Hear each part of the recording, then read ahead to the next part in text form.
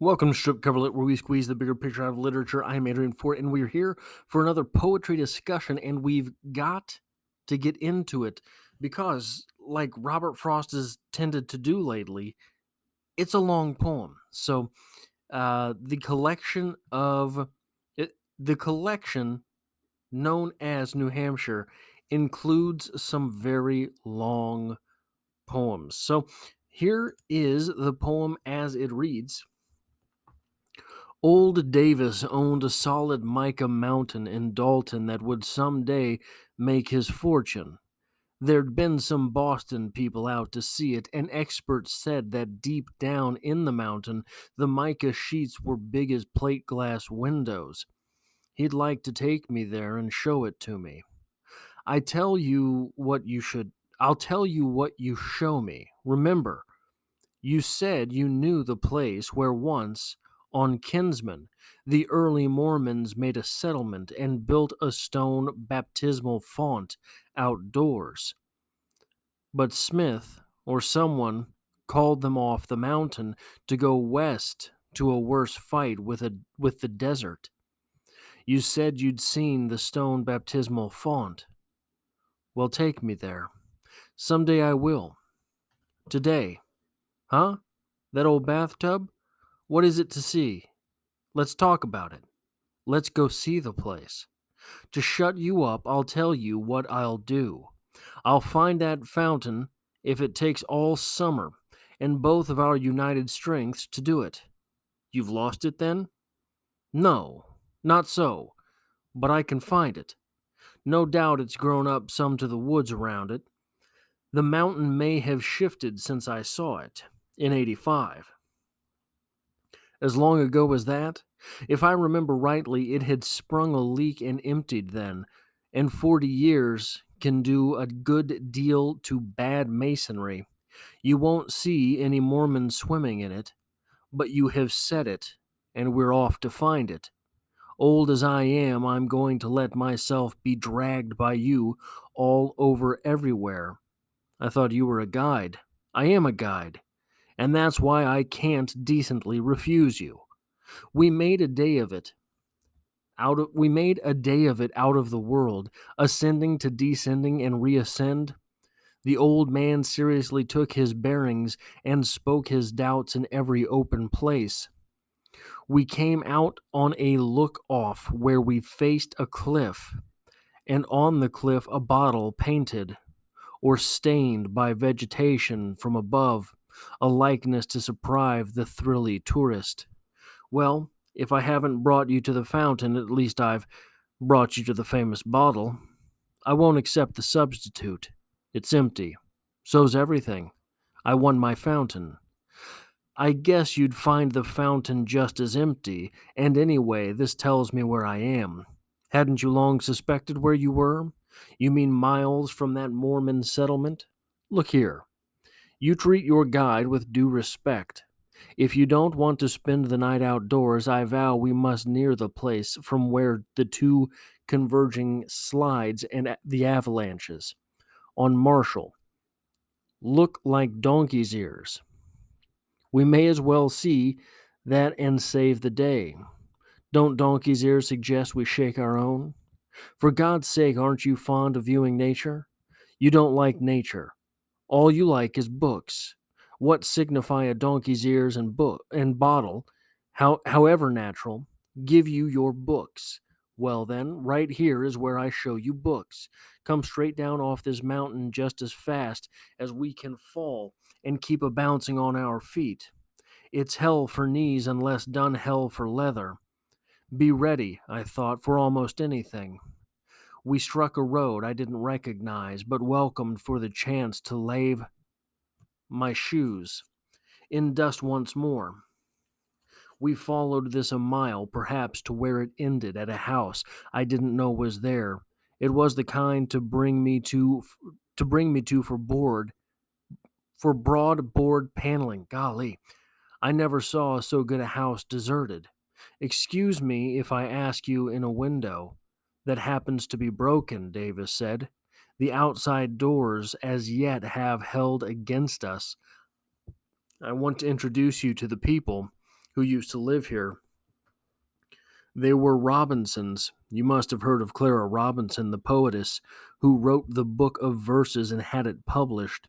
It was all about the posies on her inner windowsill, the birds on her outer windowsill, and how she tended both or had them tended.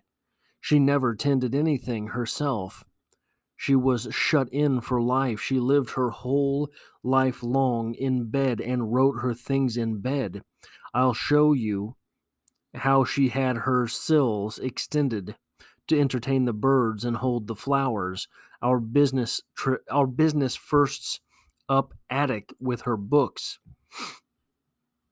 We trod uncomfortably on crunching glass through the house stripped of everything except, it seemed, the poetess's poems. Books, I should say. If books are what is needed, a whole edition in a packing case, that overflowing like a horn of plenty, or like the poetess's heart of love, had spilled them near the window toward the light where driven rain had wet and swollen them, enough to stock a village library. Unfortunately, all of one kind, though. They had been brought home from some publisher and thus taken into the family. Boys and bad hunters had known what to do with stone and lead to unprotected glass, shatter it inward on the unswept floors. How had the tender verse escaped their outrage? By being invisible for what it was, or else by some remoteness that defied them to find out what to do to hurt a poem. Yet oh, the tempting flatness of a book, to send it sailing out the window attic till it caught wind and, opening out its covers, tried to improve on sailing like a tile by flying like a bird silent in flight, but all the burden of its body song, only to tumble like a stricken bird and lie in stones and bushes unretrieved. Books were not thrown irreverently about. They simply lay where someone now and then, having tried one, had dropped it at his feet and left it lying where it fell rejected. Here were all those poetesses' life had been too short to sell or give away. Take one, old Davis bade me graciously. Why not take two or three? Take all you want. Good looking books like that. He picked one fresh and virgin wrapper from deep in the box and stroked it with a horny handed kindness. He read in one and I read in another, both either looking for or finding something. The attic wasps went missing by like bullets. I was soon satisfied for the time being. All the way home I kept remembering the small book in my pocket. It was there, the poetesses had sighed. I knew, in heaven, at having eased her heart of one more copy, legitimately, my demand upon her, though slight, was a demand. She felt the tug. In time, she would be rid of all her books. Now, I know, once again, this is a short story. This is not a poem. But here's what I want to point out. Where was it? All the way home. All the way home. Do you remember where we started this journey? We started this journey with old Davis's counterpart, our narrator, asking old Davis to show him where the Mormon religion began. There is a fountain on this property where apparently the Mormon religion began. That is what we had set out to do. Instead, we found a house full of books. A house full of books, but really, it's a house full of a book. A house full of the poems set forth by an unknown-ish poet.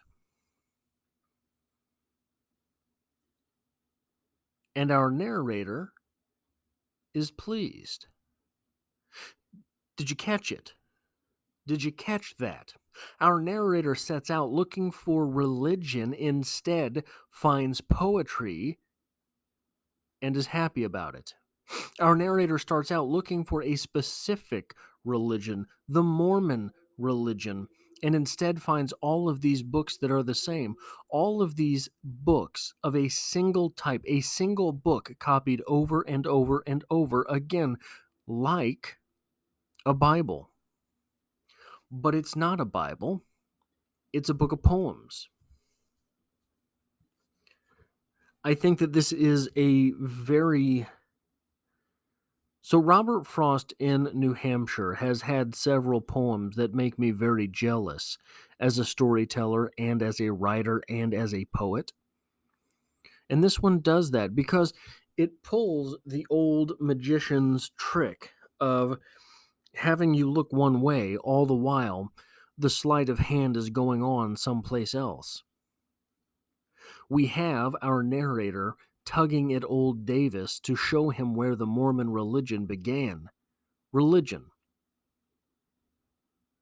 And when we get out in the woods, when we get out on this property, all we find is this weird old house that's been run down and is filled with books. It's filled with a book of poetry. One might say that many religious texts resemble books of poetry.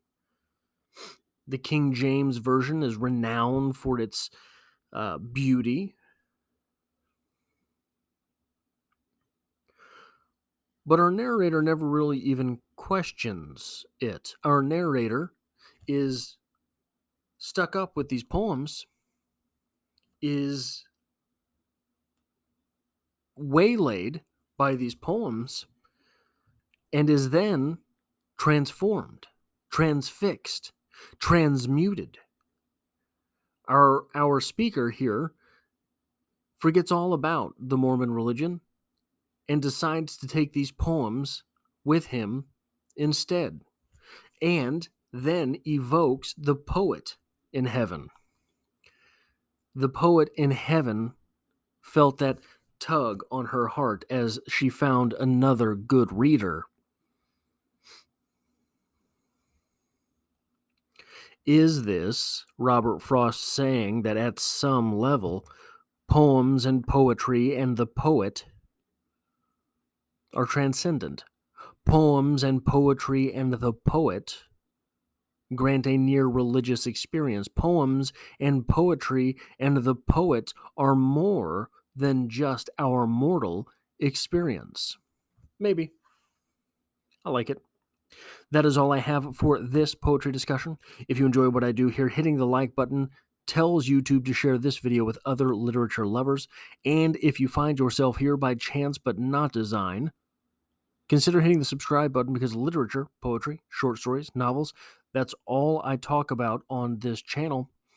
And I have poetry every Monday. So I hope to have you back for the next one.